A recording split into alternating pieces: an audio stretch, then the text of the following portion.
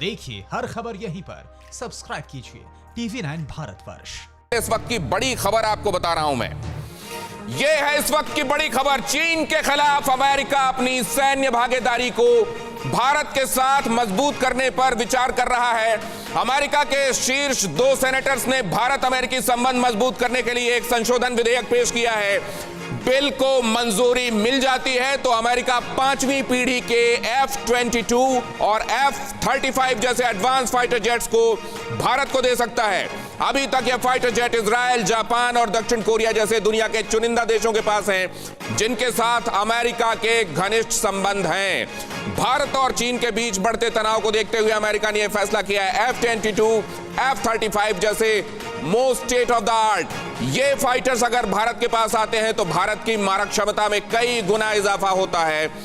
इसके मायने भी हम समझेंगे, एक्सपर्ट से बातचीत करेंगे। पहले मैं आपका आज के मेहमानों से परिचय करा देता हूं।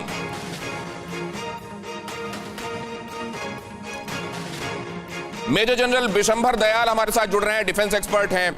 लेफ्टिनेंट जनरल रामेश्वर साहब भी हमारे साथ होंगे, defence expert. Air marshal RC Vajpayee कुछ ही देर में हमारे साथ ज्वाइन करेंगे।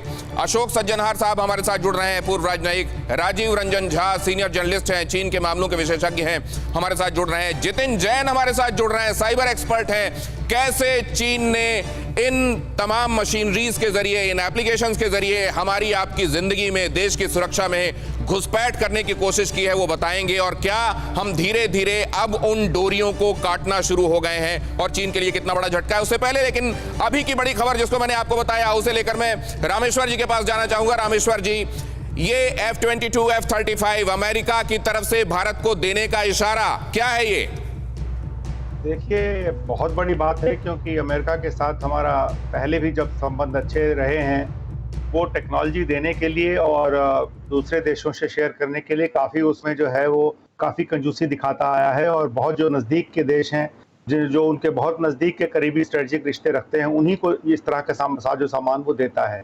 तो एक बहुत बड़ी और अच्छी खबर है।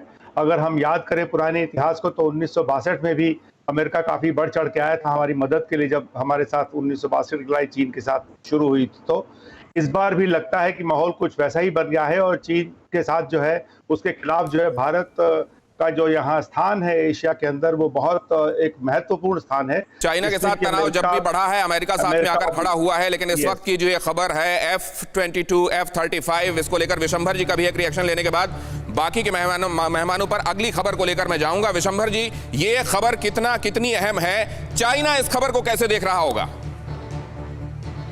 देखिए, ये जो अमेरिका की अनाउंसमेंट है, ये एक सपोर्टिव अनाउंसमेंट है, क्योंकि चाइना भी समझता है और हम भी समझते हैं कि F-22, F-35 जो प्रेजेंट स्टैंड ऑफ है, इस पर कोई इतना बड़ा इम्पैक्ट डाल नहीं सकते, बिकॉज टाइम लगता है, वक्त लगता है वेपन आने में, वेपन पे ट्रेन होने में, वेपन को यूटिलाइज करने में।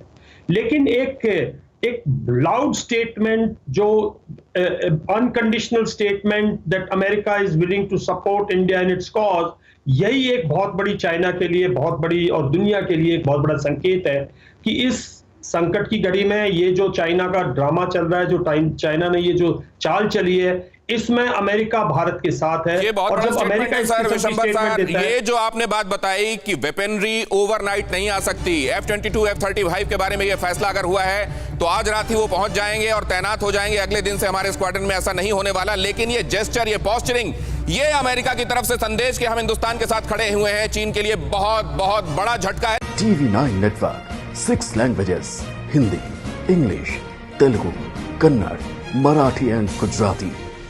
56 crore impressions. India's #1 news network. TV9 network.